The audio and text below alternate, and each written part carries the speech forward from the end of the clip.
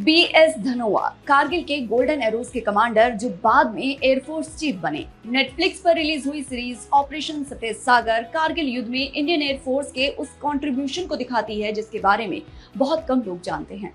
ज्यादातर कारगिल की कहानियां आर्मी के नजरिए से बताई गई हैं, लेकिन ये सीरीज पहली बार गहराई से दिखाती है कि कैसे 16,000 से 18,000 फीट की ऊंचाई पर MiG-21, MiG-23 और MiG-27 फाइटर जेट्स ने खतरनाक ग्राउंड अटैक मिशंस को अंजाम दिया।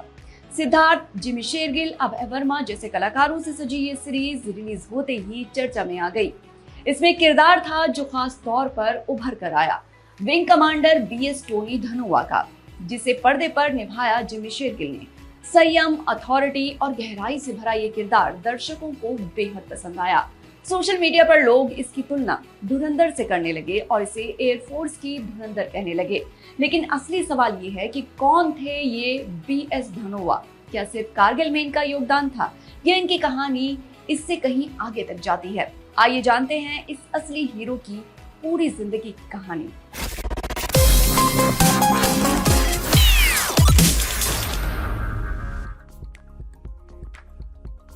बीरेंद्र सिंह धनोआ का जन्म 7 सितंबर 1957 को हुआ था बिहार के देवघर में, क्योंकि उन दिनों उनका परिवार वहीं रहता था। उनका पुश्तैनी घर चंडीगढ़ से लगभग 20 किलोमीटर दूर घरुआ नाम के गांव में है। उनके पिता सरदार सुरेंद्र सिंह धनोआ एक IAS ऑफिसर थे जो अपनी ईमानदारी के लिए जाने जाते थे। मां का नाम सरदारनी सुखदेव कौर था, लेकिन फौजी विरासत आई उनके दादा सरदार सन सिंह धनोआ से। सन Singh Dhanoa British Indian army की Bombay sappers and miners regiment में बतौर बॉय रिक्रूट भर्ती हुए थे।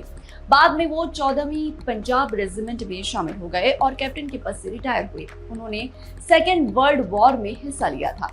यहीं से BS धनोआ के अंदर फौजी जज्बा जागा। पिता के ट्रांसफर्स की वजह से धनोआ का बचपन कई जगहों पर बीता, लेकिन रांची शहर हमेशा उनके दिल के करीब रहा। उन्होंने अपनी ज्यादातर स्कूली पढ़ाई रांची के सेंट जेवियर्स स्कूल से पूरी की, जिसे वो आज भी बड़े प्यार से याद करते हैं।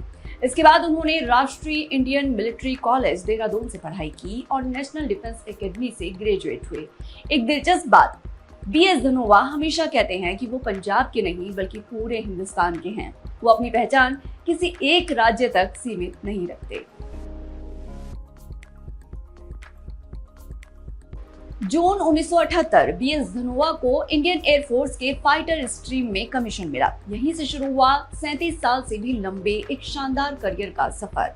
उन्होंने अपने करियर में कई तरह के एयरक्राफ्ट उड़ाए, HJT-16 किरण, MiG-21, जगुआर, MiG-29 और सुखोई 30, लेकिन सबसे ज्यादा उन्होंने MiG-21 पर ही उड़ान भरी और यही एयरक्राफ्ट उनकी सबसे बड़ी पहचान बन गया।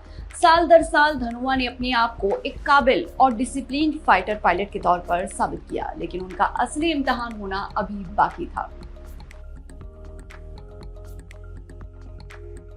1999 में भारत और पाकिस्तान के बीच कारगिल युद्ध छिड़ गया। उस वक्त wing commander BS Dhanoa Indian air force की नंबर 17 स्क्वाड्रन के कमांडिंग ऑफिसर थे, जिसे गोल्डन एरोज के नाम से जाना जाता है।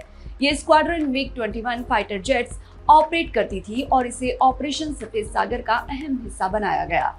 इंडियन आर्मी के सपोर्ट में IAF का एयर कैंपेन कारगिल का युद्ध क्षेत्र किसी आम मिशन जैसा नहीं था। खड़ी पहाड़ियां, ज्यादा ऊंचाई, मुश्किल मौसम और बदलती विजिबिलिटी, हर चीज चुनौतीपूर्ण थी। यहाँ तक कि हथियारों का परफॉर्मेंस भी इन हालात से प्रभावित हो सकता था। लेकिन धनोआ और उनकी टीम ने बहुत तेजी से खुद को ढाल लिया। उनके ऑफिशियल रिकॉर्ड के मुताबिक गोल्डन एरोज ने ऊंचाई पर रात में बमबारी करने के लिए नए तरीके विकसित किए, जो उस दौर के लिए बेहद अनोखा और जोखिम भरा काम था। इस ऑपरेशन में बड़े खतरे शामिल थे, लेकिन स्क्वाड्रन ने अपने मिशन जारी रखा।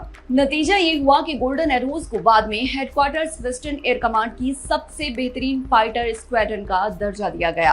कारगिल युद्ध के दौरान ही धनोआ ने अपनी साथी स्क्वाड्रन लीडर अजय आहूजा को खोने का दुख भी झेला। 27 मई 1999 को आहूजा को बटालिक सेक्टर में लाइन ऑफ कंट्रोल के पास इजेक्ट करने के बाद पाकिस्तानी सैनिकों ने गोली मार दी थी। आहूजा उस वक्त धनोआ की स्क्वाड्रन में फ्लाइट कमांडर थे और उन्हें बाद में वीर चक्र से सम्मानित किया गया। सालों बाद जब धनोआ एयरफोर्स चीफ बने तो उन्होंने बठिंडा एयरफोर्स स्टेशन पर एक खास missing man formation flight past का नेतृत्व किया। अपने शहीद साथी को श्रद्धांजलि देने के लिए। उस मौके पर धनोआ ने अपने पायलट से कहा था, हमें अतीत से सीखना है, वर्तमान में अभ्यास करना है ताकि हम भविष्य में जीत सकें। कारगिल युद्ध में उनकी बहादुरी और नेतृत्व के लिए उन्हें युद्ध सेवा मेडल और वायुसेना मेडल से सम्मानित किया गया। कारगिल के बाद धनोआ का करियर लगातार आगे बढ़ता रहा। वो अलग अलग अहम पदों पर तैनात रहे, जिनमें एक फाइटर बेस के एयर ऑफिसर कमांडिंग और director of air staff inspections जैसे पद शामिल थे। और आखिरकार वो पहुंचे अपने करियर की सबसे बड़ी जिम्मेदारी तक। इंडियन एयरफोर्स के 22वें chief of the air staff बने। उनके इस कार्यकाल में एक ऐसी घटना हुई जिसने पूरे देश का ध्यान खींचा। फरवरी 2019 की बालाकोट एयर स्ट्राइक। 14 फरवरी 2019 को पुलवामा में एक आतंकी हमला हुआ जिसमें 40 सीआरपीएफ जवान शहीद हो गए। इस हमले के जवाब में भारत सरकार ने एक बड़ा फैसला किया। पाकिस्तान के खैबर पख्तूनख्वा इलाके के बालाकोट में जैश ए मोहम्मद के सबसे बड़े ट्रेनिंग कैंप को निशाना बनाया। 20 आईएएफ फाइटर प्लेन्स ने लाइन ऑफ कंट्रोल पार करके बालाकोट में जैश के कैंप पर हमला किया। पूरा ऑपरेशन 20 मिनट से ज्यादा चला। 1971 के युद्ध के बाद ये पहली बार था जब भारत ने पाकिस्तान के अंदर हवाई ताकत का इस्तेमाल किया था। अगले दिन यानी 27 फरवरी को पाकिस्तान एयरफोर्स ने जवाबी कार्रवाई करने की कोशिश की, जिसके बाद विंग कमांडर अभिनंदन वर्धमान का MiG-21 बाइसन पाकिस्तान की सीमा में गिर गया और उन्हें पकड़ लिया गया। धनोआ ने बाद में एक इंटरव्यू में बताया कि अभिनंदन के पिता उनके साथ काम कर चुके थे। जब अभिनंदन इजेक्ट हुए थे तो BS धनोआ ने उनके पिता से कहा था, हम आहूजा को वापस नहीं ला पाए थे लेकिन अभिनंदन को जरूर वापस लाएंगे। और आखिरकार 1 मार्च 2019 को अभिनंदन को अटारी वाघा बॉर्डर से भारत वापस लाया गया। धनोआ ने बाद में खुलासा किया कि अगर पाकिस्तान की तरफ से कोई बड़ा सैन्य दुस्साहस होता तो भारतीय सेनाएं पाकिस्तान की फॉरवर्ड ब्रिगेड्स को पूरी तरह तबाह करने के लिए तैयार थी।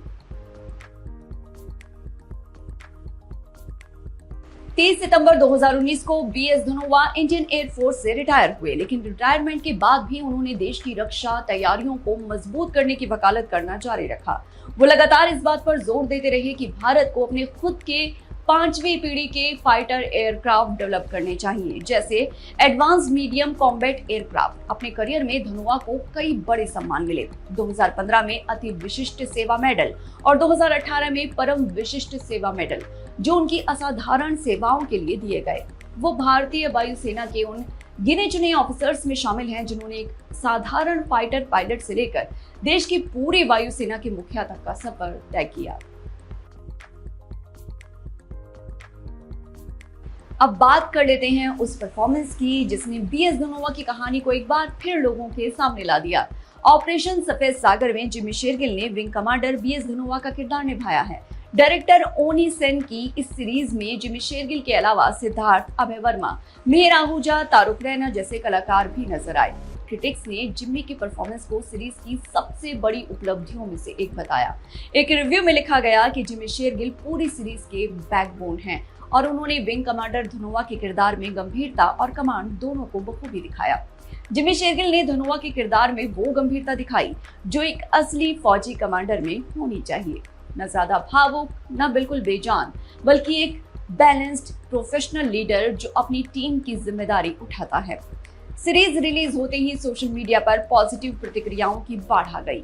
दर्शकों ने emotional story telling, realistic aerial combat scenes, authentic military setting और दमदार परफॉर्मेंसेस को खूब सराहा। समीक्षकों ने यह भी कहा कि सीरीज की असली जान वो एयर मिशन है जो आखिरी एपिसोड तक कहानी का केंद्र बना रहता है और इसमें राजनीति भी दिखाई गई है, लेकिन वो कभी मुख्य कहानी पर हावी नहीं होती।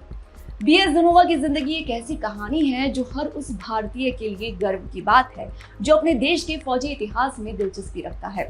एक फौजी और IAS के परिवार से निकलकर फाइटर पायलट बनने का सफर, कारगिल युद्ध में गोल्डन एरोज का नेतृत्व, अपने साथियों को खोने का दुख और आखिरकार देश की पूरी वायुसेना की कमान संभालना और बालाकोट जैसी ऐतिहासिक फैसला लेना, ये सब मिलकर एक ऐसी कहानी बनाते हैं जो किसी भी फिल्म या सीरीज से कम रोमांचक नहीं।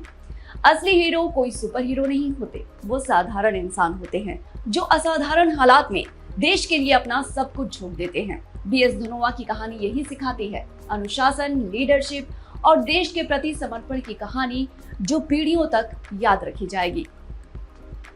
आज के एपिसोड में इतना ही, फिर जल्दी ही किसी और असली हीरो की कहानी के साथ होगी मुलाकात। आप देखते रहिए M बोले तो।